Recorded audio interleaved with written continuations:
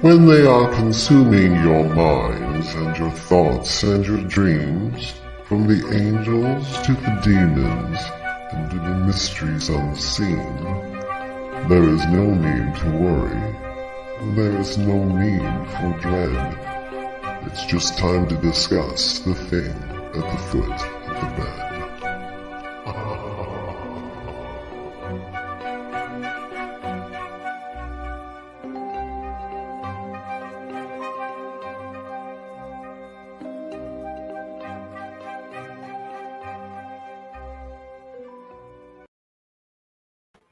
Good evening, and if you're just tuning in, you're listening to 105.3 FN out of Mississippi and 107.7 out of the beautiful city of New Orleans, Louisiana, to UFO Paranormal and United Public Radio Network, and this is the thing at the foot of the bed. I'm one of your co-hosts. I'm going to hand it over to my amazing co-host, Dave, in just a sec, but I'll get all the housekeeping things out of the way. I'm one of the hosts here, Lorilei Potvin. I also have my own show here on Mondays on UPRN with the Angel Rock, 6 to 8 p.m. Eastern Standard Time. I'm a Canadian psychic medium, crystal Reiki energy healer, Akashic Records practitioner, spiritual teacher, and mentor. I'm a registered nurse. I'm also well-versed in the paranormal. We shared our story on the Travel Channel's Paranormal Survivor, Season 4, Episode 9. I'm a budding animal communicator and very well versed, like I said, besides the paranormal, but also near-death experiences, having had one as a toddler and studied them professionally and personally for over 40 years. So if you like what you see, please like, share, and subscribe. There's something for everybody on this network. I was just talking to another one of our hosts, who I'll mention in a minute, and she was sharing with me, I believe, our owner of the network, Joe Montaldo, giving him a shout out. He runs the network for us out of his home, that we're up to 40 different shows on this network. So obviously we stream multiple shows live daily. And when we're not streaming live, the archive server digs back into the 25 plus years this network's been on air and randomly play shows. So we're always live, and we go out to every country in the world, believe it or not. But 80% of our audience is audio only. So if you want to join in the conversation, like we've got Diane, let me see, Diane Brighton. Sorry, Diane, my brain went blank. We've got Julie Jean Bass. Oh God, everybody's here. I'm going to wait to after her. Everybody's here. Hi, we see you. We'll shout you out. What you have to do, there's a few places you can head over so we can see your comments. So you can go to UFO Paranormal and United Public Radio Facebook and YouTube page. You can go to my co-host David's YouTube channel, which is The Spirit Experience, and it is on his Facebook page, which is They Whispered to Me. Correct me if I'm wrong, Dave, but I think I remember that. I'm also streaming on my Facebook profile, which is public, which is Lorilei Potvin. Instagram, we're streaming to under the Angel Rock. So the only thing is the chat doesn't come through from Instagram over with the other platforms.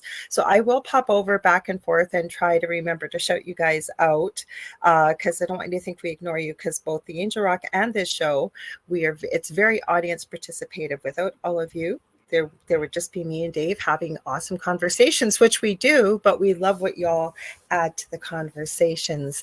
Also, we have our own TV channel. It's over on Roku. You're going to go to the channel store, type in UFO space P as in paranormal, and you're looking for the drop-down list. There's about 3 or 4, I think we're the 3rd or 4th one down.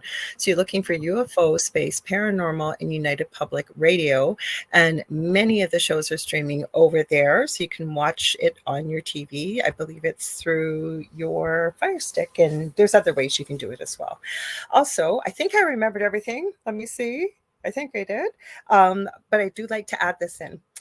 So come hang out with us here in Thunder Bay, Northwestern Ontario, Canada. That's where I live. I'm not putting this on, but it's being put on by Lucky Paranormal. It's this October 4th to 6th in 2024 for the Lake Superior Paranormal Convention. Tickets are available now. There's VIP Plus, Supernatural, and the VIP Pass tickets, but they are limited. And as I understand it, they are more than half sold out. Lucky Paranormal, who's putting this on, wife and wife team, Mel and Gail Willis, they are traveling over in the UK right now. You wouldn't believe some of the things they are documenting over there. They're staying in some of the haunted castles and stuff. So you may want to check out Lucky Paranormal on Facebook. They've been documenting it. But there's going to be some investigation and vendors. Guest speakers will include Shane Pittman, Jeff Belanger, our own Carrie Lynn Shellhorn. That's who I was talking to as somebody goes by with a super loud motorcycle. Sorry about that. UPRN here. She is the host of Spirit Switchboard on Fridays from 6 to 8 p.m. Eastern Standard Time. She's an incredible paranormal investigator, medium, psychic, and she's just amazing. And I finally get to meet her in person. And she's going to be doing a special event on the Sunday of that weekend. It's called Spirits and Sweets. So she's going to be giving messages from spirits while the people that attend the event get to enjoy some delicious sweets and desserts. There's also going to be the Travel Channel's Beyond the Haunting. Chris Rutkowski, he mainly talks about UFOs and Bigfoot, and there's quite a few people that look into those arenas that are aware of him. Dee McCauley from Dark History. He is local here. He's also shared his story on the Travel Channel and has Thunderstriker Films. He's documented some of the strange and unusual phenomena around Thunder Bay here. We've also got, who else? The Winnipeg Paranormal Group and myself. I'm going to be doing a talk as well. And I'm going to have a table there with merchandise too. So if you want more information, please check out LakeSuperiorParacon.com for tickets. All right, everybody. I think that's everything finally. Dave, go ahead. That's okay. I won't be there with Lorilei, but I will be there in spirit. Well, I don't know because I'm waiting to come back just to add, because I asked them if they might consider streaming it online because we have such a global audience. Yeah. There's so many people asking, like, how can I watch it? How can I see it? So I think that'd be fun. And in honor of everybody of calling it, we're called the Footies. I am wearing my footies. Are you? I have bare footies. I'm wearing my. I love footies. That's all I'm addicted to them. When there's some nerve damage or something happened to my feet when I was in the hospital. So my feet are always cold. It can be 95 degrees outside and my feet are cold. I have to wear socks, So, but I love my footies and I buy tons of little fuzzy footies.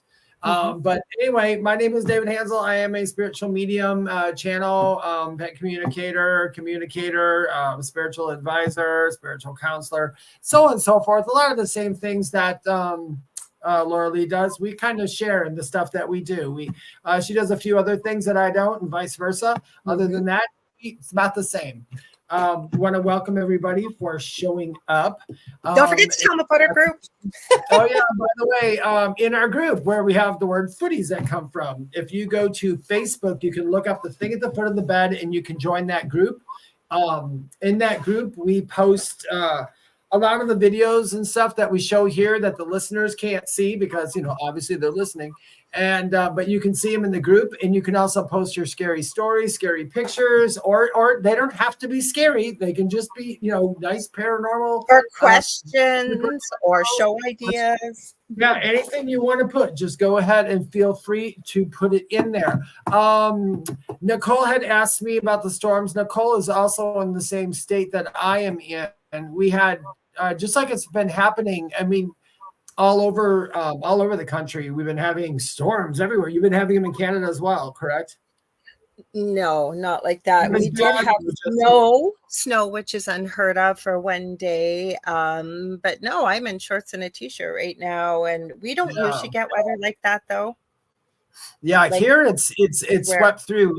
When they my yard got a bit of damage to it. I'm fine though, compared to other people. Mine's nothing, and I have nothing to whine about except for I just bought this. I know, but the way your tree split, I was gonna mention Josh Foreman from Paranormal Nightmare. I did post it and share it, but it's on YouTube. They were right in the middle in I think it's Indiana that there was a massive tornado, and he had the camera filming it. It was terrifying to watch. Everybody was okay. Him and his daughter went around to check to make sure people were safe because I guess his neighbors are elderly.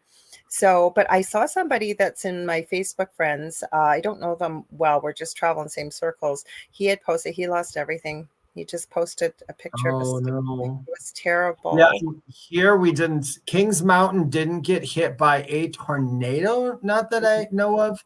But they did hit up going towards Virginia, like in Charlotte, in Gastonia. I believe there are tornadoes in Charlotte, and they took out a lot of stuff. Unfortunately, one death was recorded. It'd be better if there was none, but it's what it is. But yeah, we were talking about the tree in my front yard. Well, before we start, can I answer this question quickly from Kelly? She said, did Footies win? Yes, I announced it. Actually, I think, was it last week, the week before? I kept telling you guys where it was and to vote, and the most votes was for Footies. Go ahead, Dave, because I think it's interesting about your tree. Oh my goodness. And then Howie says that, Howie Odell says, we are under tornado watch here in Richmond, Virginia at the moment. Make sure you go into your cellar. I don't care how many monsters are in there. You go down there in the cellar. Actually, you know where Josh and his family hid out because they didn't have time. It came on that quickly.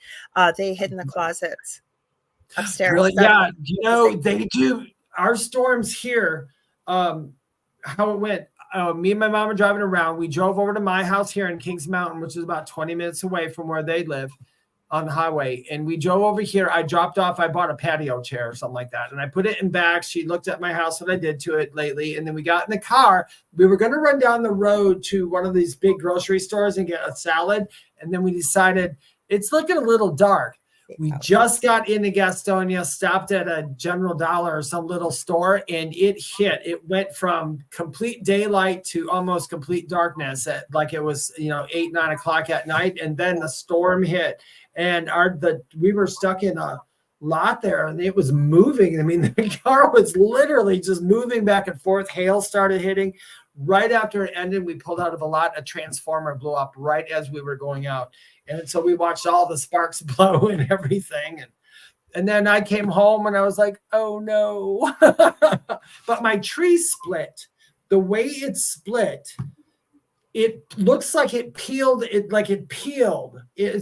the weirdest thing. They came over to assess the damage at my house, and they said, that's really odd for a tree to do that. And it looked like it started to break, like it was going to hit the house, but like the wind blew it the opposite way, and it peeled that way. And I said, you know what? I don't care what happened. It left my house. That's what I said to you before we started. Sounds like it was divine intervention. You just let it go, and you just go, thank you so much. I'm okay. Make sure everybody else isn't, So I was doing the highs here, and I think it was Kathy Hanley Little who said, be safe, Howie. We mean that, or anybody else that's in dangerous weather right now. Let's say hi to everybody, Dave. So we've got Julie Jean Bassett. We said hi to Diane Brighton. We've got Shannon Kerr, which means Sean is there. Sean's one of your big fans here. We've got Nicole Thomas Ryan, and she said she was driving in that storm. Howie Odell, I want to give him a shout out. He's got the Rift Nation Network. He's a big supporter of our network here. And so we've also been on Howie and Rhonda's show a couple of times, The Orion Effect. So be sure to check out some of his programming as well. We got Kathy Hanley Little. Shannon, you're hopping all over. Now Shannon's over on Facebook again. We got Joanna Childs, Ruth Kleber. She says, hello, David, Lorilei, and Footies. Jackie Lane, Kelly, Marissa Burrell. And then, am I missing anybody, Dave? We got Michelle over in Australia. So she's going in Friday. we got Diane, because Diane said hi to Mish. Hello, Australia. Hello, anybody who is outside of this country or Lorelei's country. Welcome to the thing at the foot of the bed. We appreciate I never even think about it as countries. It's, you know what? We have people from all over the world here. And I was telling this story to a friend of mine the other night in Australia, and I was saying to her, the strangest thing happened. Like I've mentioned before in my show on the Angel Rock, I don't always get to meet my guests. Like we talk by email, but to meet face to face just before we go live, because I have a friend that is kind of like a PR person for a publishing agency over in Wales. So he sends me always the best, awesomest guests, right? Yeah.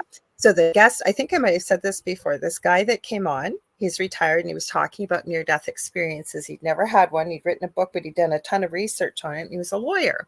So, of course, I do my homework before someone comes on, and I'm thinking, oh, he's got dual citizenship, but he's been over in Australia for 40 years. Lo and behold, 2 minutes before we go live, his name was Douglas Hodson. Not only was he born in Thunder Bay. Well, it wasn't Thunder Bay when he was born. It was two different cities we amalgamated. But he lived here till he was 30. And then he's been over in Australia for almost 40 years. So what would be the chances? Because my city is not big. It's like 100,000, 110,000 people. So that's why I'm saying we are 6 degrees away from Kevin Bacon or Kevin Bacon. Yeah, country schmuntry. I mean, we're just in different areas is all I look at it as. Well, the internet, though, really makes us almost all in the same room. So hello, Roger Garza. We've not seen you in a long time. So I never worry about if I'm in Canada or the US or wherever, because I don't know. I end up talking to people from all over the world all the time. So I never look at it as two different countries. I don't know. Yeah, I do too. I talk to people all over the place. I had one of my readings this morning was they're out of Canada, and I had like, with everything going wrong sometimes. If you're mediums or wanting to be a medium or that, Lorilei can attest to this. When you do a reading or when you perform, I won't say perform, but when you hook into that mindset, you really got to put your entire self behind. Like, nothing's ever happened to you. This is not about you. You just put yourself behind. And I thought when I had this reading this morning, because I was still upset about my tree and all this other stuff, I thought I'm going to have the crappiest reading. And I sat down, and it happened to be somebody that I gave a reading to 2 years ago, and she came back, and I don't know how I got so quiet, but it was one of the best dang readings that I've had. It was so good. I was like, oh my God, it was so effortless today. Yeah, but sometimes, right? That's why what you said, it's not about us, and you have to be just clear. That's the same reason when I've grabbed a pendulum and shown you guys, if I can focus energy, we can make a pendulum move without moving it, just with energy, right? So when we do this, we do have to be open and clear. Yeah, you guys. So actually, even if you're not a medium, make that a practice sometimes. When it's your time and it's all about you, then just sit there and let it be about you, and don't worry about anything else that's happening. So I got to ask you this. So I didn't get a chance to ask you before. I never heard about this thing before, and it popped up in my YouTube feed, and it was with Popcorn Planet, and they talk about current, pop culture and what have you. And they were talking about this massive interview that Piers Morgan was doing. And they were talking about this new Netflix series called Baby Reindeer. Have you heard of it? No. Ooh, okay. So that's why I brought it up, getting into spooky stuff. So what it is, there is this guy by the name of Donnie Dunn, okay, as the main character. And I'll try not to give too much away, but he works in a pub over, I think it's over in England. I was thinking he's from Scotland originally. And this large woman comes in, not very attractive and much older than him. And she's crying, and she sits down at the bar, and this guy feels really bad for her. And he says, what would you like to have? And she says, nothing. And he said, well, you have to have something or you can't stay. And he goes, do you want a cup of tea? And she goes, no, I have no money. Meanwhile, she's bragging she's a lawyer. Red flag number one already, right? So he decides he's going to give her a cup of tea on the house. Long story short, and this is based on a true story, this woman is the monster of all stalkers. And he wrote a book, and that what this guy goes through, there are 7 episodes. And Michelle's going, Kelly's going, it's a good show. Michelle's going, and that's on a true story too, the reindeer show. Okay, well, you guys have to check out Piers Morgan after our show. He interviewed the woman that claims she was the character this show was based on. Oh my Lord. I watched it live and had so many thoughts about it. This woman was kind of like Amber Heard on the stand, like on steroids, and just like the most pathological liar you've ever seen. And she was coming on there to set the record straight. Like, and she was never outed in the story or the book or anything. And Wow.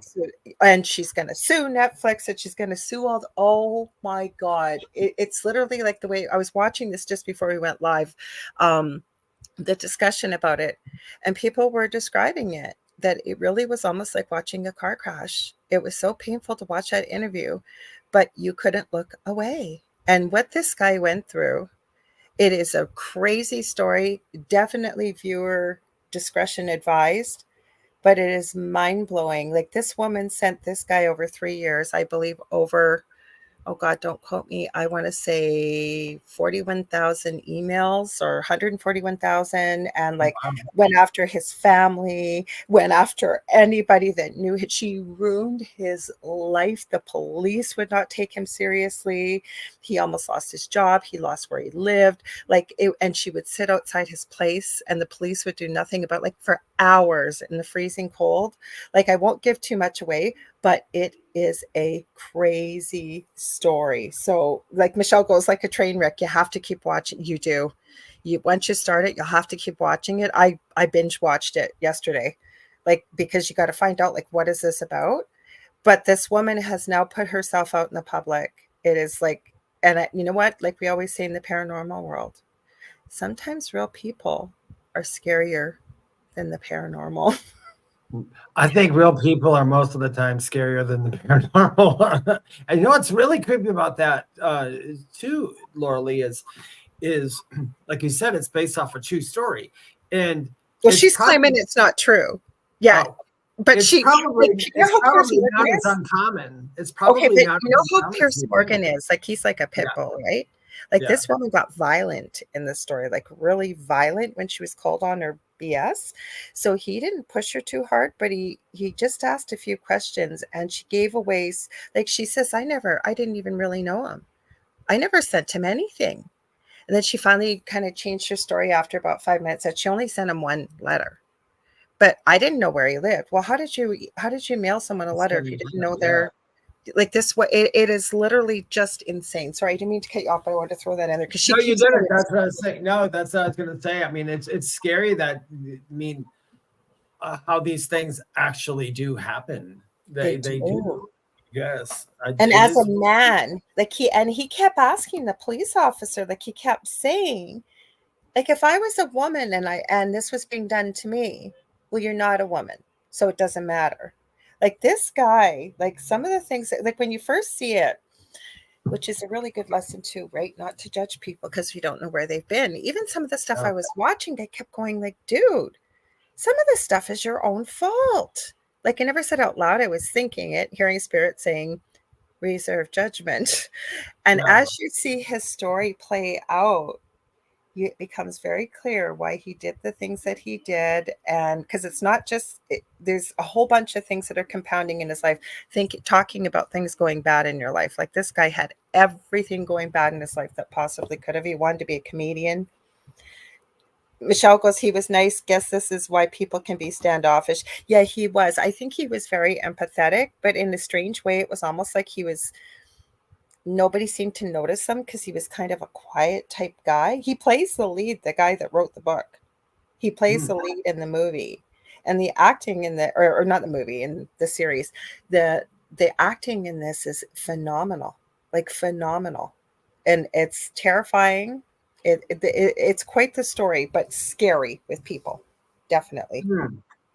I tell you, I could go for, I'll have to watch something like that. I've been trying the last week, or last Thursday when we were on, I have tried to watch scary movies. And because I never watch scary movies. You watch more than me. Probably.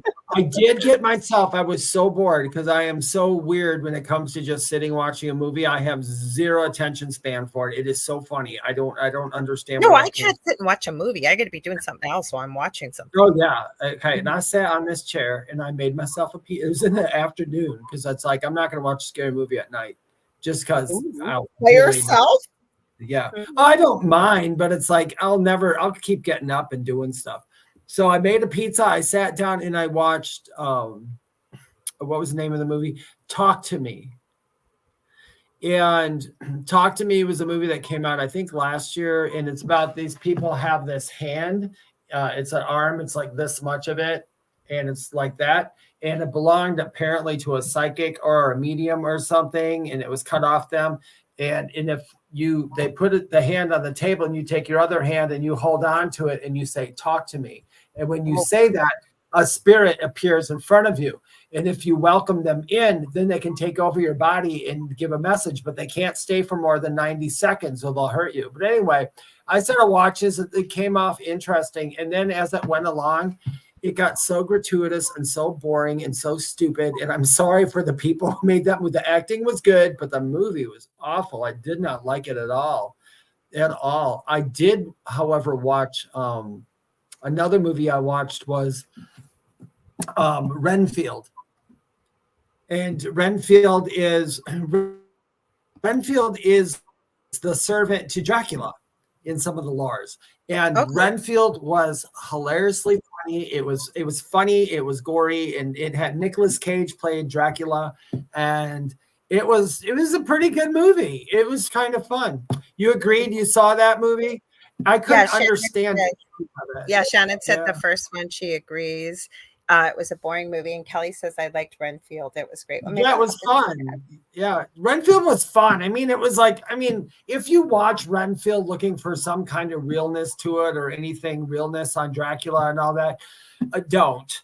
It's literally purely for entertainment. That's you got to take it for that. Yeah, but sometimes you need a movie like that. I want to say hi to a few people on Instagram here. I see David Hanzel there. Thank you, David. But this gentleman, I've seen him join quite a bit. Michael Elstein Burgeon, I see you. I just haven't had a chance to say hello to you, and thank you for joining. We also see Malik Nurjaman join too. So I hope you'll stay with us. If you want, head over to UFO Paranormal Radio and United Public. It's on Facebook if you want, or YouTube, or you can go to David's YouTube, The Spirit Experience, or my YouTube is The Angel Rock with Lorilei Potvin, because then we can see your comments and you can interact with all our wonderful people in the chat here too. And Michelle says, Dave, that's you, LOL. I'm not sure. Yeah. They're talking about Nicolas Cage. I played years ago. I was in musical theater. I know, really, go figure. And I was in a play called, oh my God, what was the name of it? It was called Dracula the Musical with a question mark. As Dracula the Musical? And I played Dracula, and there was a Renfield in that movie, and it was so funny. I mean, there was a funny play, but I love stuff like that. Just like I said, if you guys also want something fun to watch, is What We Do in the Shadows. What We Do in the Shadows is the best series I've ever seen. Oh, I'm going to read this first before Julie Evans' comment. Michelle says, you said hi to Dave, and he said, oh, I was being facetious. I was joking. He knows I know. I see him on my Instagram. Julie says, I don't mind horror films, but don't like vampire films. I just don't usually watch scary movies. And the other thing I hate, even if I've seen them a million times, is suspense movies. Like, oh, you know what else I watched? I binged on? I finally did it. I've seen bits and pieces because the season number 4 is coming out in June. The Boys. And the reason why I watched The Boys is because much of the Supernatural cast is now migrating over there because it's Eric Kripke who started Supernatural. So my boy, I'm a Dean Winchester girl, and he plays Soldier Boy in The Boys, Jensen Ackles. And I see that John Winchester, what's his name? Jeffrey. I just went blank. He plays John Winchester. He's been in all kinds of movies. He is now coming on for season 4, I hear.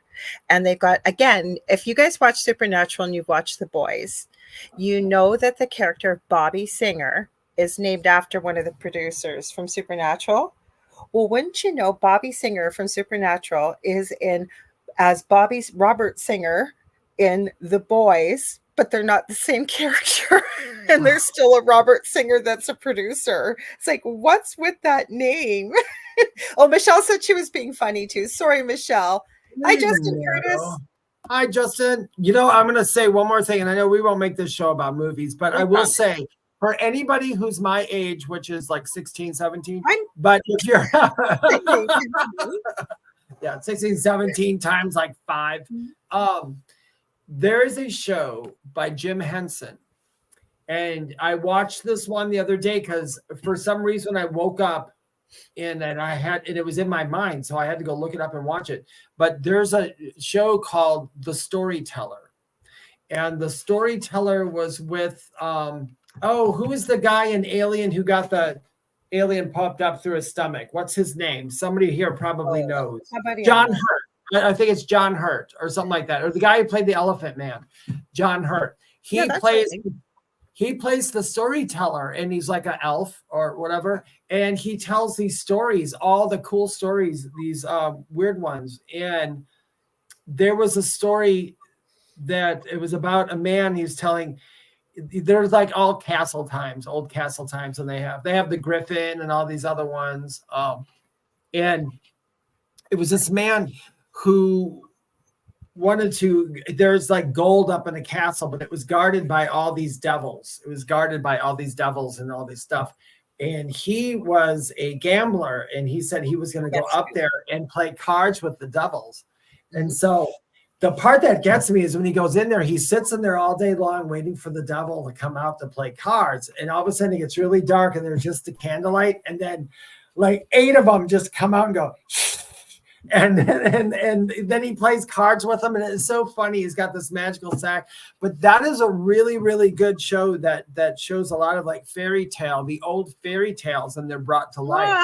I'll have to check it out. Yes, Julie Jean Bassett, you got it right. Jeffrey Dean Morgan. My brain just went completely blank because he is such a good actor. He's been in so many things. He played Negan in The Walking Dead. We actually had, I promise we won't go past any more TV shows than this. We got other stuff for you. But in The Walking Dead, we had quite the conversation because if you've watched it, and he played Negan.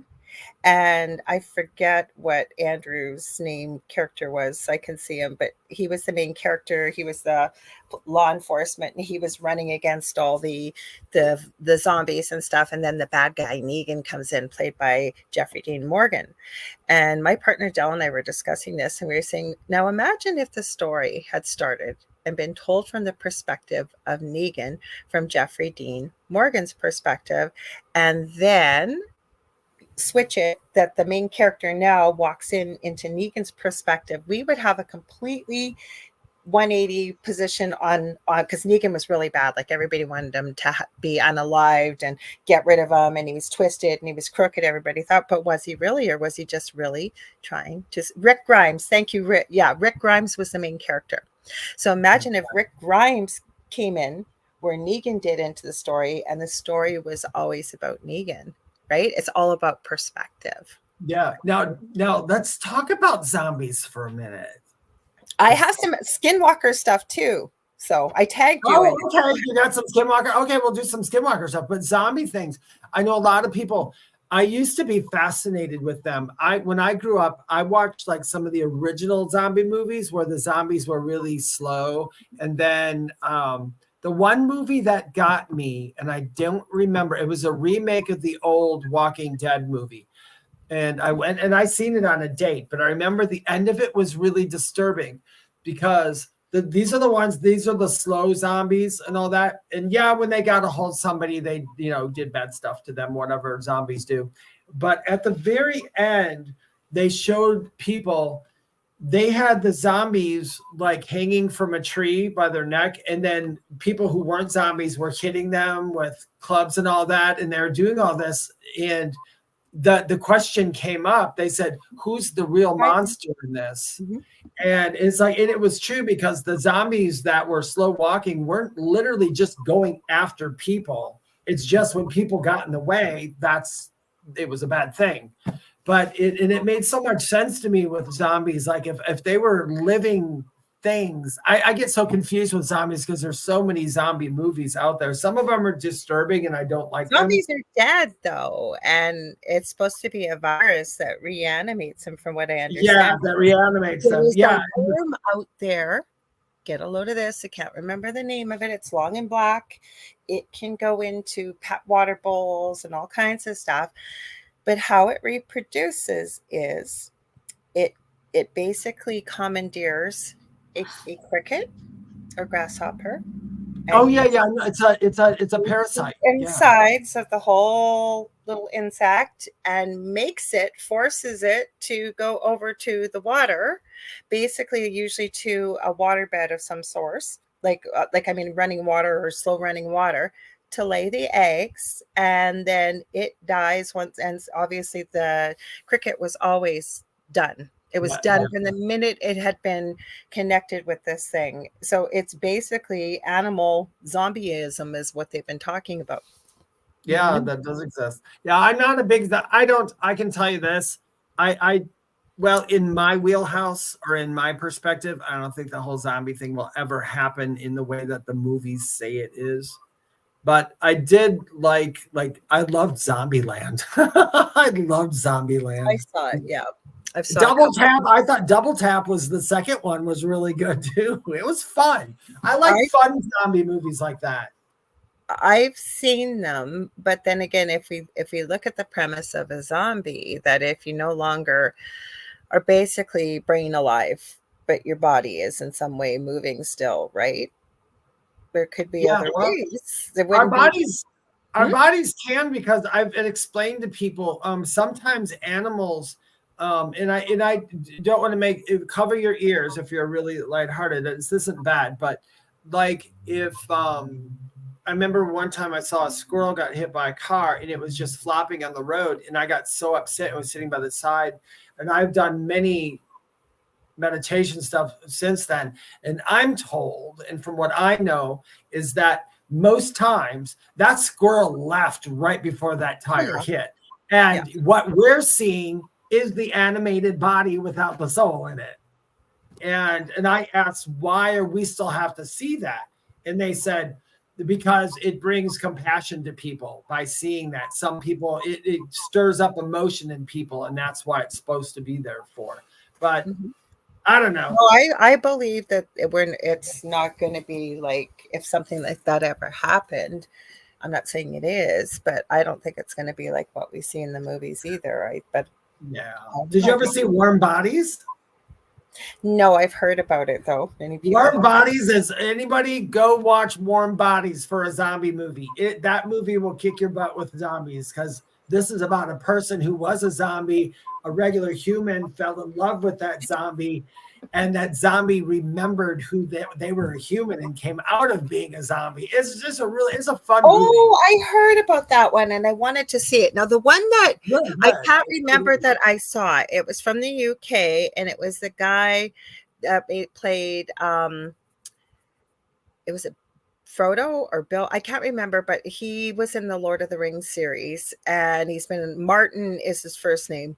And it ended up being a zombie movie, but it was actually kind of funny, and it was kind of gory, and they ended up getting locked into a pub because the zombie virus hit. Oh, that was oh my goodness gracious, those are the English guys.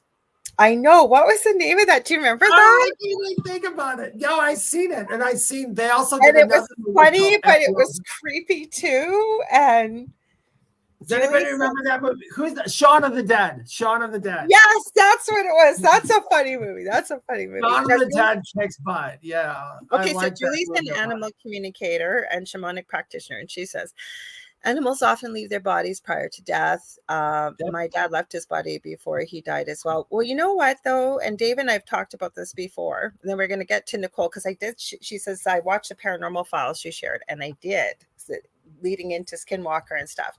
But where was I going with this? I'm losing. Oh, you and I have talked about this many times. And having studied near-death experiences and looking at thousands, I haven't talked to every person that's had one. I have yet to run into a person that the soul is not gone before the physical trauma happens to the body. Yeah, most every time. Yeah, I do know there are some people, for whatever their reasoning is, go through part of the trauma. I don't know why, but I'm in the same belief system as Julie Jean Bastet and you and everybody else. Is most animals are gone well before. Well, I think any people are too. I think people are too. And when we talked about this, unless I think you've built it into the particular lifetime that you want to feel the experience of feeling the discomfort or pain of passing away.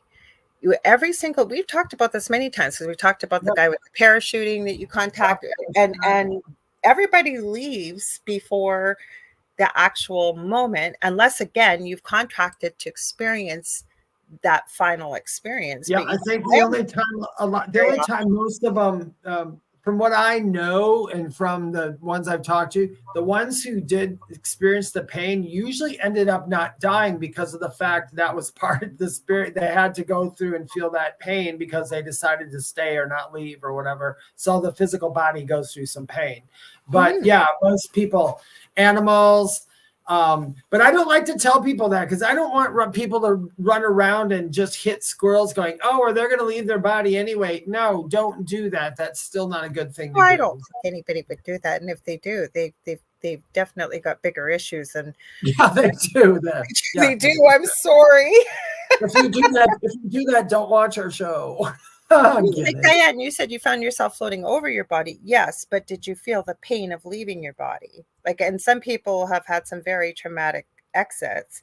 And I've even looked into it. Again, I don't know all the answers, but you'll talk to people who have had near-death experiences or even from the other side, and they'll talk about, because you'll get, say somebody passes away very tragically and very violently, and a family member isn't there and they torment themselves about what they went through and what have you. I know it brings a lot of comfort to people, if they're able to connect with somebody that's able to give them a message from the other side, because most people aren't there to experience the pain. Some might be. We design our own experience, but most don't. You may see your body or whatever.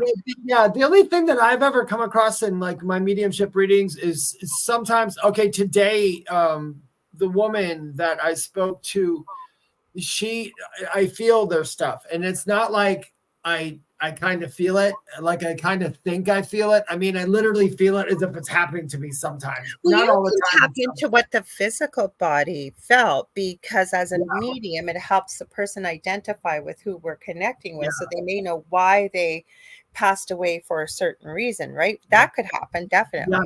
This woman she had some major stomach issues that took her out, and she hit me with one, and I was like, holy cow. I said, okay, because the girl goes, is she still feeling it? I'm like, oh gosh, no, I had to explain. I said that she only did that to me for a moment. Heart attacks, I'll do that every once in a while. I'll feel pressure and all that, but and I'll ask, and I always ask spirits too. I'm like, so did it hurt when you left? I always ask them, and they're like, and most of them are like, no, so said it was so quick, and he said we don't focus on the ending, so we don't remember the pain. Well, like Julie Jean Bassett shared, this is a shamanic practice I learned in my training called the Little Death, or in French it's Petite Mort. And it says where the client can experience leaving their body, it helps them helps relieve the fear of death. Yeah. It's to anybody listening out there, if I can help you from a near-death experience or myself and from being a medium, you've done this a million times before. It is not difficult. And it's easy. Most people say, especially when you do talk to NDEers, I was a little one when it happened, so I get flashes and things of it, but I don't have as clear of a memory as you do. But I've heard many people describe it who've had an NDE. It's as easy as going to sleep. Yeah, it is. It's like getting out of one chair and going to sit in another. It's just all so easy. Yeah, it's easy. It wasn't confusing either. So, Nicole, Thomas Ryan says, I watch Paranormal Files you shared. I do want to give a shout out. I checked out Instagram. I got Scully Star Fashions joined in. I hope you'll join the conversation with us. We're glad to have everybody here with us tonight. Actually, we're at the hour, so I always forget to do this. So I guess I should do it. If you're just tuning in, you're listening to UFO Paranormal Radio and United Public Radio Network on 105.3 out of Mississippi on FM, as well as 107.7 out of New Orleans. And I'm one of your hosts, Lorilei Potvin. This is my amazing friend and co-host, David Hanzel. We're doing the thing at the foot of the bed. So Nicole Thomas, hi, Sandra Sharp. Roger says, I've experienced that when I went to the other side. I don't know if he's talking about what Julie said. So Nicole Thomas Ryan says, I watched the Paranormal Files you shared. And I know you've had your hands more than full, Dave, with what you went through with your weather. But I shared the Paranormal Files that were, it's kind of like a live, it's pre-recorded, but everybody that's part of the film is usually in the chat and everybody watches the premiere live. And this was a little different because it wasn't an investigation. What it was Colin Brown is lead investigator of the Paranormal Files. And I've talked about him before. He investigates with his dad, Papa Spooks, his brother-in-law, Connor. And sometimes his mom comes along, Mary, or we call her Mama Spooks. And he had said, so I want to make sure I get the name right. He had said that while they were getting into the next bit of filming, he wanted to stop by because we're going through Arizona and he wanted to visit his friend. His friend's name, I want to make sure I say it properly, is Sean Clenn, I think. And he is a guardian for the Navajo. And it was a very interesting, if you get a chance to watch it, it's posted from Tuesday night over in our group on the thing at the foot of the bed, because a lot of interesting things happened. And it was very intriguing to hear what Sean Clenn talked about. Was that you, Dave? Did you talk? No. Dave? No? I just heard a guy's voice. Anyways, he had said he talked about what it was like to be a guardian and his brother too for the Navajo. He talked about what skinwalkers were. But I ended up doing a bit of research into him. So he does have a YouTube channel. I'm going to find it for you guys here. Hang on. Give me one sec. It is called Sean Clenn. I got to find it on here. Sorry. I have his other YouTube channel. He started it was about 8 months ago, the Sean Clenn, and it's a new YouTube channel. I think they're at 80,000 people already. But he's teaching people about the ways of the Navajo and how to tell, for example, let me just find him here. Where are you? Did I get the right channel? I think I did. So yeah, Sean Clenn Shadow Productions, it's called, and it's SHANCLEN and then Shadow Productions. I believe it's tagged in the group anyways. So he had some interesting videos in there that I looked at. Some of them, he was talking about what a skinwalker is, but the beauty in what they were talking about, now you may agree or disagree, I don't know, but he was talking about, for example, how to tell the difference between a good and a negative spirit, somebody with something with negative energy, if you will. I'm not saying it's a demon. I'm just saying there's good and negative on both sides, good and bad. So I thought it was really interesting because he showed pictures. And some of the pictures that he showed, looking at it, the first thing most people would say is, oh my gosh, that's evil. It has to be evil, has to be evil. Talk to you about how to do that. They call the skinwalkers the Anasazi. But what really blew my mind is that he ended up, they used to investigate together. I think it's called The Edge of the Supernatural with his brother, Hero, Sean Clenn. And then they had another gentleman usually that would come and film with them and stuff. And they went on an investigation with the Anasazi. And the beauty in it all, and I don't think these guys are faking it, you guys. They go back to the old ways and they put subtitles so you can hear the songs they sing and the offerings. But when they go in there, even if there's something perceived to be negative, even if it's a skinwalker, is they go in and they ask, how can we help you? We'd like to give you, bless you, basically, offer aid. Yeah. And at the end of it, that was so beautiful. Okay, there were skinwalkers there and there was much more. Is they didn't go in there to kick anybody's butt. It was basically live and let live. This is their home. This is their territory. They basically went in to settle down the energy. But the reason why I believe in them, there were all kinds of lights coming out of nowhere in the black. The wind was picking up like crazy. Sean Clan, I believe it was, picked up on the spirit of a hawk that had been sacrificed in that area because people were doing things they shouldn't have been in these areas in Arizona where the Navajo were from. And literally, as he said, I sense a spirit of a hawk. Not more than 30 seconds later, this big ass hawk goes flying by the camera. Like, there was crazy stuff going on. The wind was picking up. There had been no wind. This was all at night. So check their channel out. But what I liked about it was he did a lot of teaching about the difference between what a skinwalker is, different types of spirits, and he really encompassed people's belief systems and possibly their religions, and encouraging people to learn about it. I didn't agree with everything he said, but I agreed with a lot. Definitely about soul eaters. From what you said, and this is my take, and some people might not like it, and if you don't like it, that's fine. You can have your own version. That's totally cool. But what you said about the territory, and this is their place, I've often thought a million times, okay, now I'm not talking about a family who calls up some people and says, hey, our kids are getting disturbed, come look at my house. That's different. If you are just going to investigate a house and you walk into that house and you hear get out, right away you can't, it's stupid to sit there and go, it's a demon, it's telling me to get out. No, maybe just leave. What if it came into your house? Would you not go get out? I've agreed. So I mean, like, I do agree with that respect. If you walk in someplace and it's negative there, well, then you have no business being there. If There you're were not negative places, though, and what I loved about it, Bobby Mackey's is notorious for severe paranormal activity. It's been called the portal to hell, if you will, and it's actually being torn down very soon. Actually, they went there a couple of years ago. The way they even handled that investigation was so cool. Even if it was negative that they encountered, there was no fear, there was no disrespect, there was no going in to try and rile them all up. It was, hey, how can we help? Can we bring some of our medicine to you if you need help? Or how can we help you? And I just really love the belief system and what they were sharing, because I don't think it just applies to the ways of the Navajo.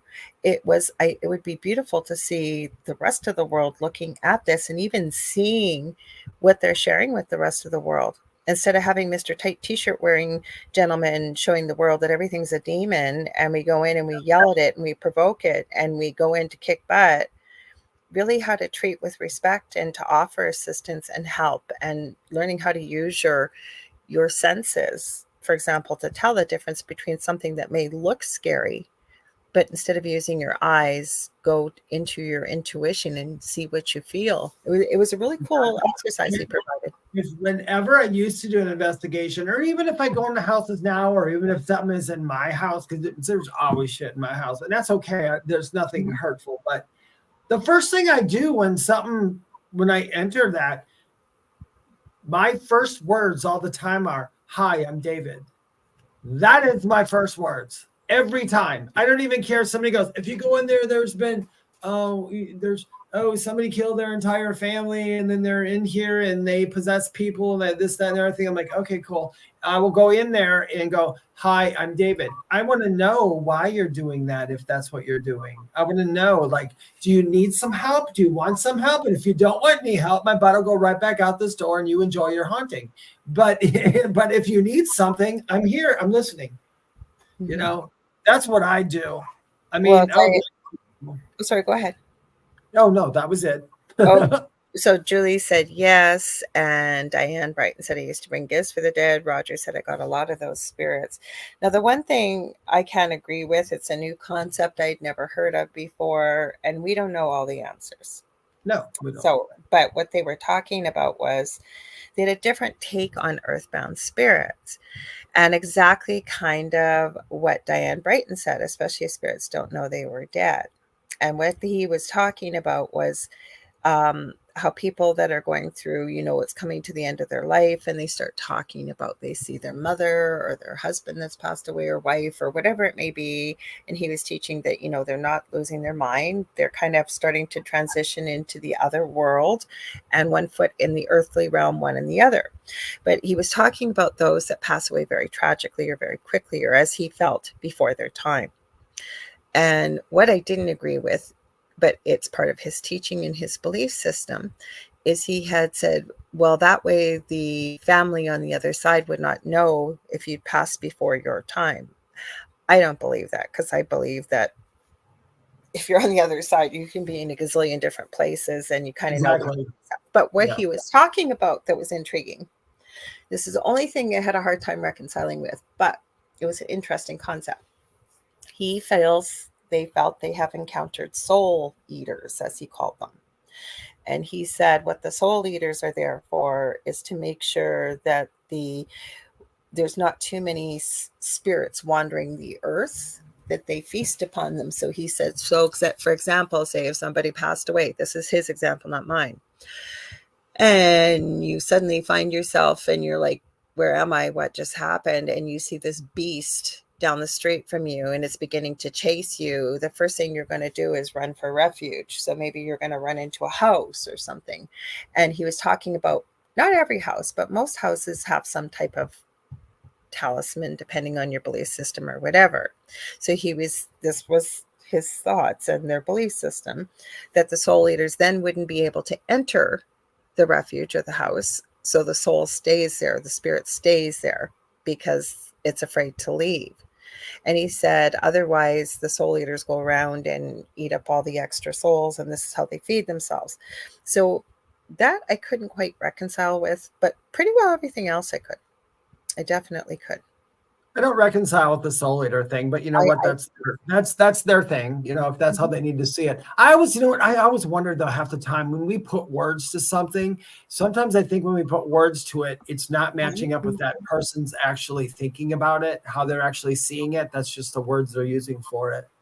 Well, what I liked was, though, the respect about mind, body, spirit, and animals. So I want to say hi to Linda Falvo Miller. This is one of my very good friends I have not seen in eons. Grew up with and lives in Florida. So she popped in. So I want to say hello. We got some good comments. One thing I did not want to pass over, Julie Evans shared, a friend passed on Saturday.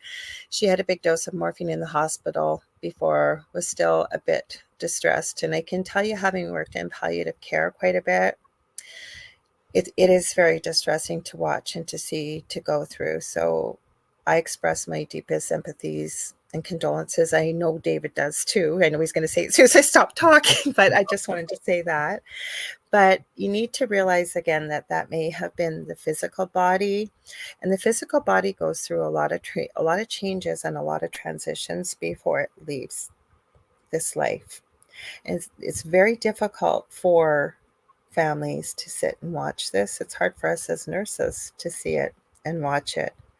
But I guarantee you, because especially as a medium, a good portion of those people, not everybody, but a good portion, like we talked about, have already left, the soul has left the body, or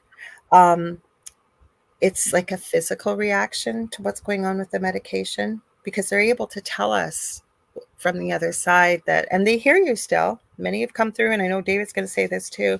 So thank you for what you said to them before they left, or that you held their hand, or you were there. And they may not have seemed like they were there, but they were. Go ahead, Dave. Sorry, I know you went. Yeah. Oh, no, you're absolutely correct. As far as, just so I can help you, I know it is distressing for that, and you have to put somebody on morphine and all that. I will tell you this from what and because I lived the experience in a sense. When I was in the hospital, I mean, my feet were 2 elephant feet. I had tubes sticking in my throat, this and that. Sometimes when I was coming out, they said I would sit up, I would scream. My moms and dad would cry when they looked at me because they said I looked like I was in so much pain. But I'm going to be honest with you. I don't remember any of that, and I never felt any of that. That's only what they were seeing from their end. It is, Our process, whatever we do, however we go, whatever we do is ours. It's very personal. I think that death is a very personal thing because it's going to be how you are perceiving things at the time. Everybody else is always going to have a perception of it, and that's okay. But yeah, I am so sorry that happened. It's very difficult. It really is. But no, I can tell you honestly, I am sure that person was absolutely fine. I don't believe in an all-knowing, all-loving being would let anybody suffer. I agree. And like I said, I very rarely have met on the other side or within near death experience research that when somebody is able to share their experience coming back, that again, it's worse for a family member to have to sit there and witness it, or for I just heard a yeah. Did you just hear a yeah? Yes, I did. I don't know who that was, but thank you. So somebody just came through. I don't know if you guys heard it, but when I said it's very difficult for a family member to sit and watch that, it was a male voice that said yeah. Yeah, that's cool. We've had a couple EVPs tonight. But it, like David, like he shared his experience with you, and he wasn't in that physical state, if you will, as a soul form. You were able to travel and move. I'm going to share this comment from Julie because this is really cool. She goes, I have a friend that has tea with death, and often after someone passes, she has a meal with a death, and that goes to the person that passed to thank them for carrying the soul to the afterlife. That's beautiful. That's really cool. That's really Hi, beautiful. Gwen Patterson. I have not. Oh my gosh, it's like a home week. I haven't seen Linda Falvo in forever. You know Gwen. She's from the Voldemort group.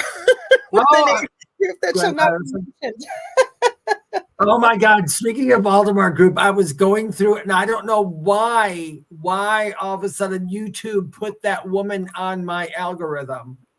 And started showing me videos, and I was like, not interested. Mike blocked. And you know what? After all these years, I don't hold any hate for them because of the fact we met through that group, and I've met other people through that group, and I've met some crappy people through that group. But you know what? I always say everything happens for the reason that came out of it. There were good things that came out of it. There was. So Shannon shares, as a nurse, I truly believe nobody will pass away if they're in pain. I believe in using pain meds to keep a patient comfortable enough, which will allow them to pass 100%. But let's also add not just physical pain, emotional and spiritual pain as well. And I talked a little bit about this, I think, on Monday night, that I've seen many a person in palliative care. All the physical signs are there that we see as nurses, that we know the ending is near, and the person is not leaving, and they're staying, and it's literally like they're hanging on. And it's usually they're waiting for something, or maybe it's a person that's set to arrive or something like that. But they, I had another friend that went through this, and it was somebody that was like a father to them. I think I talked about this again on Monday. And they were on a ventilator their whole life, and they were coming to the end of their life. And it's not like on TV where you hear them say, we're going to pull the plug. Shannon will know this. And they don't pull a plug. They extubate, it's called. But, a doctor the family will say, well, how long? And they'll say, well, maybe just a few minutes. I can't tell you how many people that have been extubated that don't leave right away. And this happened with a friend of mine's uncle. And she was asking me, well, they said it was just going to be a few minutes. And they explained to her that we have free will in life as we do in death. That's between him and you want to call it source, you want to call it God, you want to call whoever, when he's ready to leave. And I think what it was, he was waiting for her sister to show up too. Sometimes people have whispered also in their loved ones, it's okay to go. I'm going to be okay without you. Whatever it may be, there's many reasons why somebody may not be willing to let go right away. Yeah. Roger has asked, is there a society of people who have had near-death experiences? There's lots of groups out there. There have been forever. I don't join a lot of those groups on Facebook. I had a couple of them, but I found that let's just say there were people who were in there who We talked about this, yeah. we're giving information that shouldn't be there. But yeah, there's plenty of people. There's actually, I think there's a meetup where people from There's all IANS, International Association for That's Near it. Experiences. Roger, or anybody else who's interested, I had met this lady. I'd watched her story on YouTube, Barbara Causey Bartolome, I think her name is. She's in San Diego, I believe. And I was so touched by her story, I reached out. And she had agreed to come on the Angel Rock, and then we each got busy. She was super busy. It was about 2 years later, and I'm going through messages, and I'm going, who is this lady? And I'm like, oh my gosh, I was supposed to have her on my show. So I reached out to her, and I believe it was last year she came on, maybe a year and a half ago. And she runs IANS in, I think it's San Diego or San Francisco. She had a fascinating story, really lovely lady. So, but David is absolutely right. There were all kinds of organizations. And I found them helpful. I've talked to, I think, though, out of all the people I spoke to, there was some stuff about my NDE that I thought I'm the only one, because I've never heard anybody talk about it until I was talking about this guy one time that another friend introduced me to, and I started telling about stuff, and his eyes just opened up. He goes, nobody, he said, I've been telling people that and nobody's believing me. And I said, no, I saw the same thing. So there is some, I mean, for the most part, I always say that death, like I said, death is a very personal experience. I mean, the seeing the light and all that stuff for me is, for how, in my thoughts, how I think of it is, it's there and it's happening, yes, but the reason it's there is so we understand that for some people to understand the transition.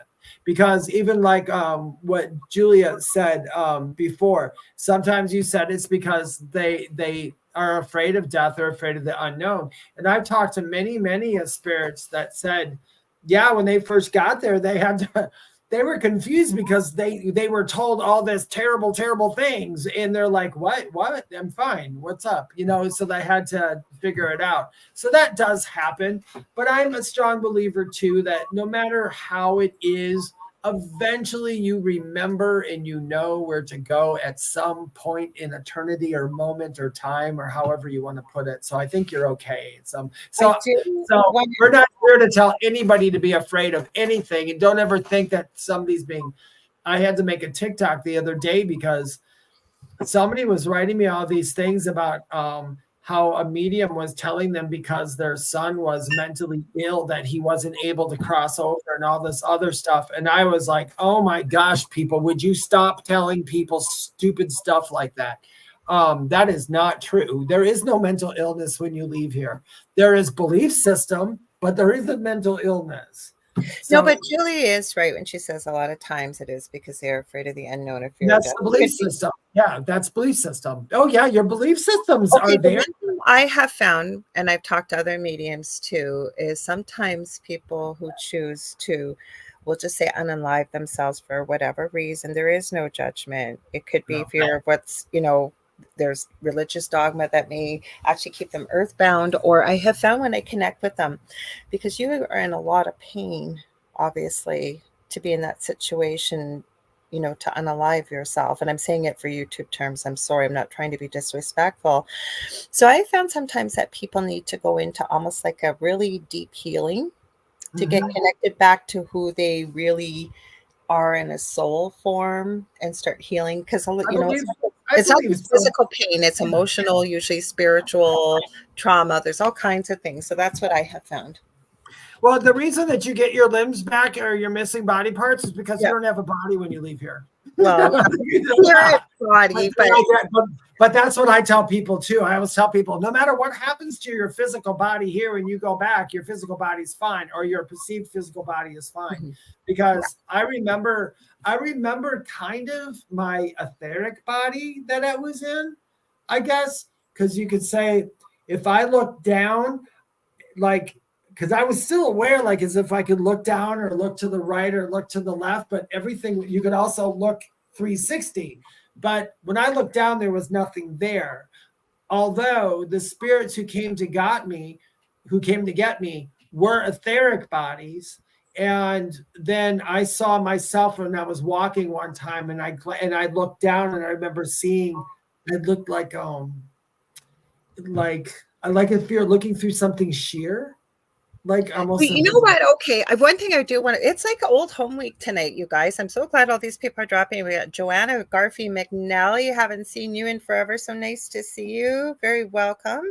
So what I was going to add to that, this really helped me as a nurse understand what we've all heard when somebody has had an amputation with phantom limb pain, which is very, very much a real thing, because we have an etheric body besides the physical body. So even though the physical is still gone, the etheric body is there, and it explains why the pain would be there. And it would make so much sense to me. Because it's energy yet. So I understand it. I mean, I totally get that concept myself. Isn't it fascinating? And I never could understand it because doctors try and explain it. And it was almost like spirit showed me and explained it when we got into the etheric body and stuff. And it was like, oh my God, that makes so much sense now. Hello, Kasoon. I should have said hi. Sorry, I'm popping through here. So we never know where we're going to go with these conversations, you guys. Yeah. So Diane says they look the same. Sorry, we got new comments here.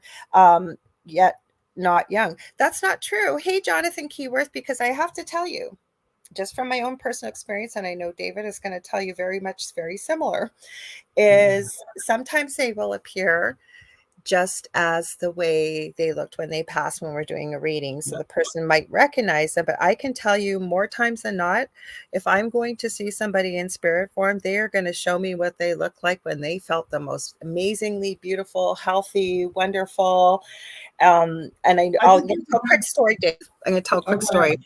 I was talking to somebody that's a friend of my partner, and their mom had passed away years before. I'd never met their mom.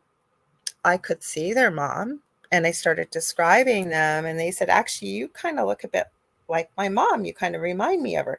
That's when my hair was dark, not purple. And I said, okay, but so she sent me a picture, and I go, no. And I described the outfit, and I go, was your mom's hair longer? Because I'm seeing it like halfway down her back. Sure enough, that's how she was. She loved to wear her hair like that. But as the kid started having kids, she kept cutting it shorter and shorter. But it was one of the times when she was the healthiest, most happiest in her life. Go ahead, Dave. I know you got lots to add. No, I was going to say, no, that's true. And you know what? I think too, I've come to realize over the years, it really depends on the mechanics of the actual medium as well. Because, I mean, that's a good way to put, like, a lot of mediums will say, when they see a young person, they right away go, oh, that's my symbol for they're coming in as they look great and they feel great. And that's part of the personality trait. And then there's stuff like me, I used to do that, but it stopped. And I don't know why it stopped. And all of a sudden, now I don't. I used to try to look for the young person, and I used to see the old person. It would confuse me why I would see the old person. But then I realized I just kind of tell spirits, I don't know, you just take the lead, man. However you want to show Rogers yourself. was the same. He says, because Roger's a medium at their best time, best age, best looks. Diane Brighton said, my experience is similar to when they passed, yet improved. See, so you know what it is? Okay, we're all different. We all perceive and pick up differently. All of us are capable of this. Yep. But the thing is, right, spirit knows best what will work best with us. And David kind of lined it up right there, right? You know what your symbol is for you. You know what works best for you versus, say, for myself or someone else, right? And now Julie gave us a really interesting thing. She said, could it also be they have reincarnated and are showing their new self? I've had that happen with pets before. I haven't run into that, but you never know. What about you, Dave? Yeah, Julie's correct. I haven't had it happen exactly like that, but I understand because for me, animal communication is for me, it's different than people communication. And I don't know why. The animals, when they come in, I always feel amazing when they come in. Like with people, they'll come in with like the pain or stuff so you can describe them or how they died and all that. Well, the animals come in and I can just feel like I usually see a shadow run across me, and that's how I know it's an animal. But I saw the animal, like you said, how they would show their reincarnated self.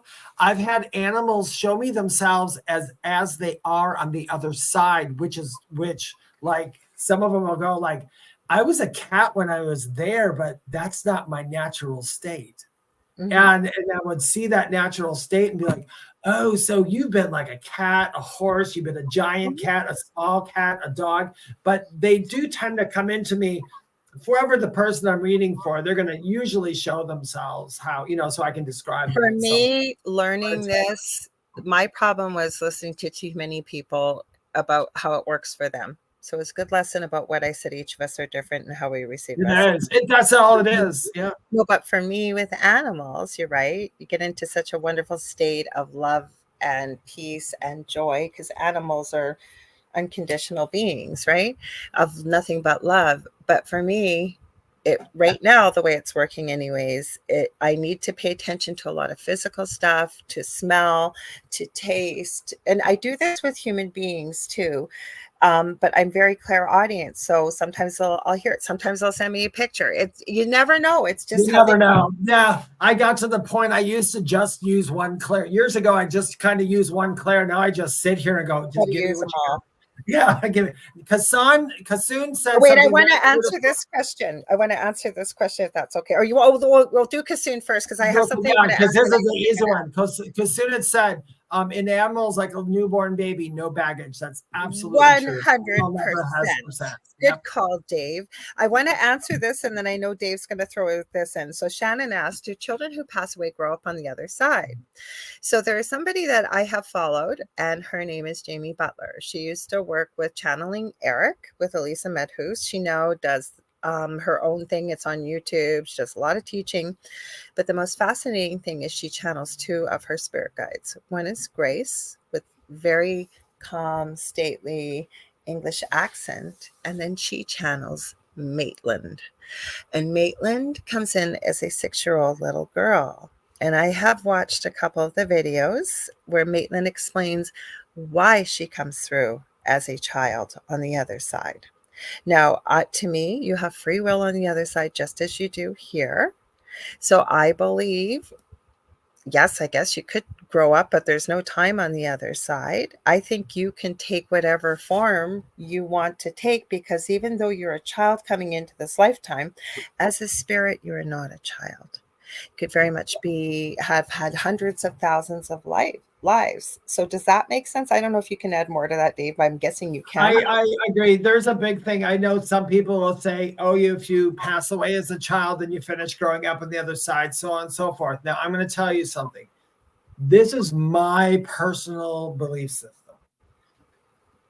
If that soul needs to continue to grow up in order to fulfill something, it's going to grow up in some other realm or some other thing. It might not even go. We might, everybody thinks that when we go here, we have to go from here straight to heaven. And that's not completely true. You can leave here and you'll go through your, physical death here. But when you're in that between state, you can be going, oh, I'm not finished with something. And you can decide right in that moment to step into another life because everything is continuous going on. So I do believe that if somebody chooses to grow up, they could. Like Maitland, and you guys can look it up. I will try and write that down and post it. And sometimes, and though too, we have to look at how, as far as channeling goes, like some of the spirits that I talk to, I can tell you one thing. When I can see my guides, one of my guides looks a certain age and the other one looks a certain age. And the angels that I talk to, they're ageless, but they look certain ages. And I've never asked them why, but I did have a guide tell me this. They said the reason that I come to you like this is because from where you are in your shoes, you consider my age as authoritative. So you listen to me differently when I show you this and when I show you that. And to me, I'm like, that makes absolute sense. That's exactly what I've been told, Dave, is that, and the same thing.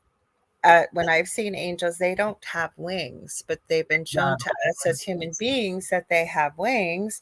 So my rule of thumb is anything that is of love and light from the other side should you interact with it, is never going to scare you, is never going to make you feel uncomfortable, Nope. right? Because they're coming from nothing but love. So I agree 100% with what David just said about spirit on the other side, 100%. And spirit is also going to appear to you in a form that will best be able to affect you in the way of exactly what David said, that for you, you realize that, yeah, you are going to take the authority better from the way they Yeah, appear. from the way they present him. Yeah. And even like one of my guides, the way he shows himself to me, the way I see him, there's a girl named Kristen Taylor, and the podcast is called How I Made It Through.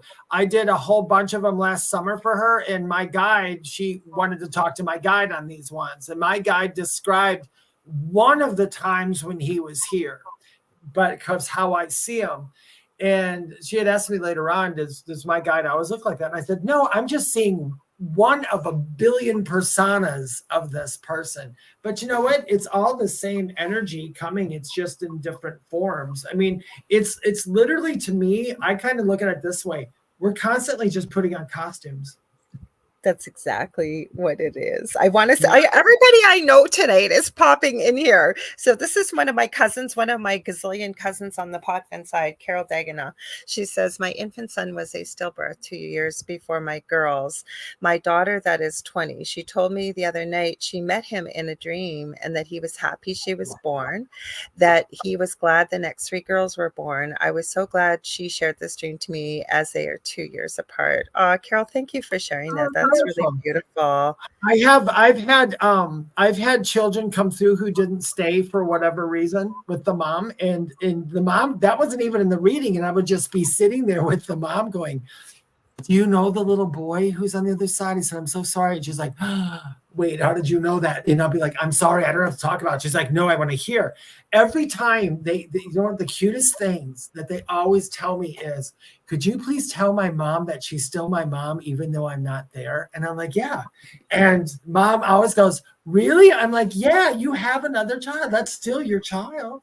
Absolutely. There's this, like, I really am fascinated by children that have had near-death experiences or can remember their past lives. And there was one story, I think it was from The Ghost Inside My Child, which I think is a terrible name for that series when it was on. But there's a boy that was about 3.5, and you guys can look this up. There's so many children that have said, I had a different mom before you. They'll talk about that. Oh, yeah. This little boy, these parents had this little boy. He was their whole world. She had miscarriage after miscarriage after miscarriage. And this little boy, when he was about 3.5, if I remember it correctly, he said something to the effect of, Mommy, I'm so glad I was brave enough this time to come and be here and have you as my mom. And she said, what do you mean? And he knew nothing about the miscarriages. And he kept saying, I'm so sorry I wasn't brave enough. I finally was brave enough to come. And he was basically able to explain to her in the way a 3.5-year-old would, that he would go through part of the pregnancy and he changed his mind. He just couldn't do it. And then the miscarriage would happen. And then the miscarriage would happen. Now, this is out of the mouth of a baby, like a babe. So I thought it was such a cool story from a little one. Yeah, I've heard stories like that. I mean, I cannot tell you, I'll be totally honest. I do not know all the mechanics, obviously, of everything. But none of us do. Hey, we got Jody Madela here tonight. It's Voldemort home week tonight too. Hi, Jody Madela. Oh wow, these are all Voldemort people. All Voldemorts. Yep. Mm-hmm. Voldemorts. You're not Voldemort. You come from the Voldemort group, the group that shall not be named. Yeah. They come from Slytherin, but they're Oh, yes. So I thought this was cool too. Like Diane said, my dad comes in different outfits depending on the problem he's assisting with. I think that's cool. Diane, that makes perfect sense, because I will have spirits come in sometimes. I'll have them come in because sometimes I can see them really well.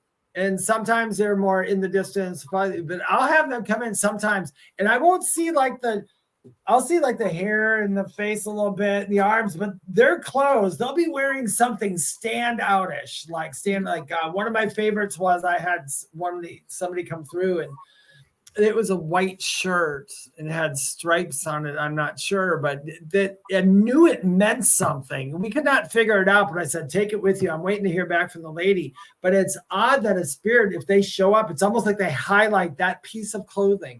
So I would say, check a picture or check something like that, because sometimes they're showing me their picture, because I've had them do that. You know what the biggest shock, because mediumship came in later for me with some of my gifts. And hi, Roger. It was like literally learning a new language, because again, I'm very clairaudient, which means no, I don't hear voices, but I hear within the mind's eye space a lot. And my other senses, clairs, if you will, yes, I can use those, but I feel like that's my strongest. But with mediumship, you're right. Like, sometimes you see them, sometimes you don't. Sometimes you taste something, sometimes you don't. Sometimes you just see a color or a feeling or a smell. Oh, yeah. Sometimes they'll talk and then they'll send you a picture, and then they'll like you just got to pay attention to your whole body like a lightning rod. Yep. I used to get so frustrated because I'll have like a couple days of readings where it's like every spirit they came in, I could tell you they had dark hair, it was cut in a bob, they had a mole right to the right side of their nose, and they had blue eyes. And then all of a sudden, a couple days later, it's like, I have no clue what they look like, but I know what they did and I know how they did. Yeah. It just depends on how the information comes in. Faye Ewing says she's with Roger. Roger had to take off because he's doing a reading. So thanks for joining us. But Faye said, hi, Lorilei. Hi, David. Hi, everyone. We're now the footies. For those you, everybody voted on the footies. So that's what we're calling you guys, the footies. You guys chose. She says, great discussion. Hey, Kevin. I was just getting there. Z-Sun Dragon. He says, hi, all. Glad you're here. And we got to share this from Nicole. She says, you want to read it, Dave? Yeah, it says a 4-year-old in my class talks to the trees on our playground and tells me what they say. She tells me so many things, and I know she is getting things from the other side. She's probably getting them from the trees too, because I swear to God, trees. Yeah, from the trees. You might think that I'm crazy, but I have talked to the forest before, and I've gotten answers back, and it's been validated. Oh, yeah. So I think that that's why I didn't get into those guys. Okay, the guys I was talking about, the Navajo Guardians. Okay, they were. I'm in the middle of a video right now. They're dealing with water spirits. The reason why I love the Chronicles of Narnia, and I've read it all, because I don't know what drugs that guy was on when he was doing it, C.S. Lewis, because there's been talk of that, right? But there was a lot of religious references, but there was a lot to do with nature spirits, with tree spirits, with spirits of the land, with water spirits, with the dryads and the naiads and the fae, and it was pretty interesting. And even with shamans and stuff like that. Shamans have been talking. I mean, that's how shamans, they weren't just medicine men. Shamans our resident shaman. I studied shamanism for years and years and years, and I love shamanism. But shamans also, they could find water. They spoke to the directions. They spoke to the east, to the north, to the south. They spoke to the trees. They spoke to the land. They found out when the rain was coming. They could predict all these things by having those conversations. So I think that all those things can be. I mean, I believe there's proof. People out there probably think I'm crazy, and that's cool. But there's really cool stuff. Julie says she has to go because it's 1:30 over in the UK. So thank you for joining us. Have a good night. Bye, Julie. Anna Breitenbach, I think her name is. She is an animal communicator and phenomenal. I strongly encourage to watch a documentary on what she did with an animal. It was a black puma, I believe, or leopard named Diablo, and the communication that came in. And it is a fascinating story. If you look into her history and interviews about how she came from the corporate world from South Africa, working in big finance over in the US, and how she became an animal communicator. And it is fascinating because it gets into exactly what you're talking about, connecting with the land, getting into the history and actually the energy of how the First Nations people were able to track a hunt, even over in Africa as well, find water when there was none, and tune into those senses and energy. It's mind-blowing. I was going to read Jody's comment, if that's okay. Oh, yes. Go ahead. It's a nice story she shared. She said, well, out of tragedy, she said, I had 3 miscarriages before my children were born. I was told that my son, who I never named, watched over my daughter. When she was little, she would be holding someone's hand and talking to someone all the time. I finally have named him. And she said, hi, how are you doing? Oh, Jody, that's a beautiful story to I share. love that. I don't see why we shouldn't name stuff. Why not? Yeah. I always was told since I was a little girl that I would have 3 little boys. I have 2. I had a miscarriage when I was 50, turning 50. And we thought it would have been a girl. And when I was going through mediumship classes and stuff and how it was done, I worked with a mentor out of Los Angeles. And so a student would get on the phone, I get on the phone, we wouldn't see each other. You get to talk for 30 seconds and you'd have to read each other. I can't tell you how many of those students would picked up a little boy. They described him, what he looked like, the whole bit. I know that was my 3rd boy. They told me my Justin was coming as my middle child, Justin Michael. And that is what he was. I don't know what, I mean, I don't want to, we won't get into it because we're getting to the end of the show, but sometimes I think to myself, what do some people think happens to children who don't make it? What do they, and my dad's part of the family, because they're Catholic, and they said if you don't baptize a child, it goes to hell. And I'm like, what? What? This is crazy. What kind of, well, I guess that's your belief system and I can't change it. You can do what they want, but I'm like, what a terrible belief system. Yeah, but then you go back to what you believe becomes what you perceive and it becomes your reality. And that came from spirit for me, right? So if but then when you die, you know the ultimate truth. Yes, but imagine if you believe that, right? And our minds are pretty powerful. Yeah, they are. Oh no, there's people who literally believe that, and I get it. But I wish, I think all spirits, from my near death, everyone's connected. Every time you talk to somebody, you're literally talking to a version of yourself. So and what you do to others, you do to yourself, believe it or not. And every time you talk, and whenever you talk to somebody, you are the one who's making up their personality. They're not just giving it to you. You're going to see them how you are. And you can prove that by saying, I can know one person and I'll say, Larry, did you meet Larry? Larry's such a great guy. I love talking to Larry. Larry just makes me laugh. And then Larry's dad can walk up and go, what? Larry's a jerk. He's lazy. He's an ass. He doesn't like anybody. It's like, well, no, that's your perception of Larry. I know Larry differently. Because well, you know what? Turning that around, because I think that's important, is, you know how you'll hear somebody talk about other people. That's my number 1 rule. If I meet someone and they're talking about someone behind their back, I know they're going to be talking about me. Yeah. The other thing is, though, people will tell you, oh, so-and-so is this and so-and-so is that and so-and-so, really awful things. And I literally just try to visualize clear, because I choose to make my own mind up about the experience I have with the person versus based on somebody else's experience or perception of who that person is. So I always have someone come with a clean slate, is what I'm saying. Growing up, even when I'm younger, and I look back, if I look back at my life earlier, like from even my review, but even when I look at that, I did the same thing. Somebody would say, that person's a jerk. And right away, I wouldn't even know they were a jerk. I would just start telling everybody that too. They're a jerk. That's how I was like when I was like 15, 16 years old. I was a jerk. Yeah, but that comes with maturity and growing. Like, I know that's what I mean. But this way when I was young, it's as I've gotten old. I'm saying, I think we teach people that, and some people just never change. Is all it is.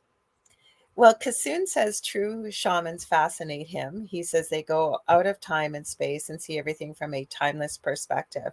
I am telling you, I have had one of the most profound experiences with Julie Jean Bassett in a healing session. It was mind-blowing. You guys got to check her out, Julie Jean Bassett. Because shamans have a foot in both worlds. Well, Sonia Roy, who I had on, and she's coming on in July on the Angel Rock. She's got a new book coming out about narcissism. She is a Canadian shaman. She does Reiki. She used to be a Royal Canadian Mounted Police officer for many years. And now she's got healing centers around Canada, a big one in Drumheller in Alberta. go there. She goes around the world. They're going to Peru, I think, in November. And anybody that wants to join them can. They obviously have to pay their own way. They have quite the healing and spiritual experiences all around the world. But yeah, sometimes I'm telling you, I like the way you described that with a shaman, one foot in both worlds. Diane, you know what? I think that's a beautiful thing. She said, I named a few wee children as a social worker that had to be buried. And I think that's a beautiful gift you gave them. Oh, yeah. Yeah, I do too. If we bury animals, I tend to give them names. All the stray cats that I used to take care of in my yard, I named each and every one of them. And even the ones I know you did. that was sick, I named them all. And I still have all their pictures and I still know all their names. Oh, David, you love them so much. You really did. I love them. Oh, I love animals. It almost hurts so much. So do I know you do too. I have this nest outside here, and it's the perfect spot. It's in the drain pipe outside my window. I can barely see it. And these two little chickadees. I even left them some dog fur to make the nest warm. They've built up this beautiful nest, but I think they get it so big and it's not tucked in enough. It keeps falling down, and I'm hoping that I keep thinking, how could I put something up there for them? But then I guess it would smell like me, and then I'm intervening, right? But it just breaks my heart because I said, you guys, it's a perfect spot. It's protected from the rain. It's up against the cement or the brick, so it's warm. You got takeout at the bottom because I have bird feeders for them. So I'm hoping that we get to see some baby birds this summer, hopefully. Yeah, anybody who's out there listening and is a fan of the show, if you ever run across an animal in need, just help them out. Even if you can't adopt it or can't do something, at least help them out for that moment. I always say, just make it a little bit easier. Oh, so Michelle Wilfong says, hi, you're just catching the end, but you guys don't ever forget. We've got a few minutes, not many, about 2 or 3 minutes left. If you're just tuning in, there's always a replay. Always on Facebook, on YouTube, anywhere where podcasts and talk radio are carried, like even the most obscure apps, you can find our shows and the network on there. So you never have to worry about that. I love this. So Kassoon said, Dave, I mean, you nailed it. They have their foot in both sides. Mm-hmm. Nicole says, if we name an animal, it was meant to be in your life. I like that. That's beautiful. Yeah. Oh, yeah, it's about time to go, isn't it? It is. Hang on, I'm just making sure we're not missing anything. I know Nicole Thomas Ryan, you are helping 10 cats that a homeless lady has. I know you've done a lot out there, and it's a beautiful gift. You know what, guys? Being kind and being able to help somebody else if you can. Even just a smile or hold open a door, or if you can help animals, anybody out there, and share a little bit of joy and happiness and love with others, believe me, it'll be a bigger gift to yourself than the gift that you share with them. So try and do that. Random acts of kindness are a good thing, right, Dave? Yes. Anytime. Remember, in this world, in this life, whatever you put out does come back to you, good or bad. So that's just, if you can remember that, you can have a pretty cool life. You can. Yes. This is the fastest 2 hours besides Monday. I didn't have any interruptions tonight either. We're going to check those EVPs. That was the coolest one we've ever had with answering us. Mm-hmm. But anyway, you guys, if you would like to get a hold of me, know more about me, book a reading or any of that stuff, I only do that through my website, theywhispertome.com. I never, ever solicit readings in PMs, neither or in DMs, neither does Lorilei. Also, please subscribe to my YouTube channel because I do a lot of lives on TikTok, but I'm also going to be doing more lives on my YouTube channel because TikTok's been annoying me. And if you go live on YouTube, I'll join you because I can go live on my YouTube too. We can help each other out. Maybe. Yeah, because I want to be, because my thing is, you guys, what I want to do on YouTube now is have like special guests who are like friends of mine and have like weird conversations about what we do and do a few readings and have some fun and just shoot the crap. And I want to just make spirituality just a lot more accessible to people and not so, I know that I click on so many YouTube videos from people and I listen to it and I'm like, normal people don't understand what you're talking about. You're going to have to dumb it down for some people. But anyway, otherwise, go ahead. Sorry. Otherwise, our Facebook group is called The Thing at the Foot of the Bed. Please join that. We post our videos on there. If you have stories, you can post them in there, pictures, anything you would like. And then I'll take it right on over to Laura. Sorry, I always have a bit of a delay, and I tried. That's why I stopped. Christopher James, you asked a big question right at the end. So maybe if you guys remind us, we can talk about that next week. He wants to know, how could I develop my other clairs, which I was told is possible. It is possible. Remind us. I'll try and write that down. We could probably talk about that next week, right, Dave? Yes. We can't. And if you follow me on TikTok at Medium David Hanzel, spelled just like that. No slashes, no numbers. I do a lot of videos about that stuff. Yes, and I also have some teaching videos. If you scroll down under the video section on the Angel Rock with Lorilei Potvin on YouTube, I do have some teaching videos. But David is very much right, and he answers a lot of questions on his TikTok. So check it out. He's got some great free content on there as well. So you guys stay tuned. If you guys are enjoying what you've been seeing tonight, we have the second night of the Outer Realm with the amazing Michelle DeRoche and Amelia Pisano. And guess what? A little birdie told me it was Michelle's birthday yesterday. So you guys might want to pop in and wish her happy birthday. Also, we love that you're all here. I was so happy to see all these people I haven't seen in a long time. So thanks for everybody tuning in. We love to have you here. You guys make our show. If you ever want to get a hold of me, easiest way, believe it or not, is on Facebook Messenger. It's the quickest, but I'm available on all social media platforms. I do have a business page, facebook.com/The Angel Rock. But there have been people, I won't name them, call them out. They're here tonight, but they even got a hold of me on the Wix app, because I do have a website, but it so needs to be revamped, you guys.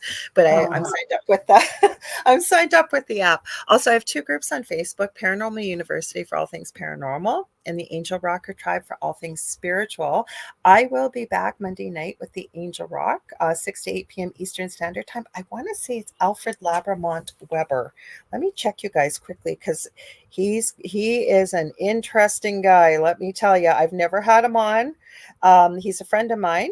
I got to check for you guys. Let me see. Oh, no, you know who we're having on? Alfred's on the 20th. We're having Carol Obley. A lot of you don't know who she is. She was on the first year I was here, so that was 4 years ago. She's an awesome author. She's so much fun. You guys are going to love her. Hi, Janie. Oh, I haven't seen you either. Anyways, we love y'all. You guys have a great night. We send y'all so much love and light. Stay spooky. Right, Dave?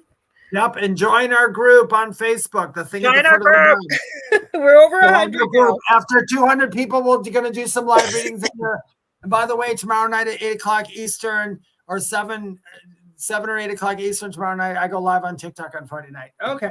There you go. Okay, what are you ready? Are we going to do it? Are we going to try it again? Let's try it. 1, 2, 3. What's at the foot of your bed?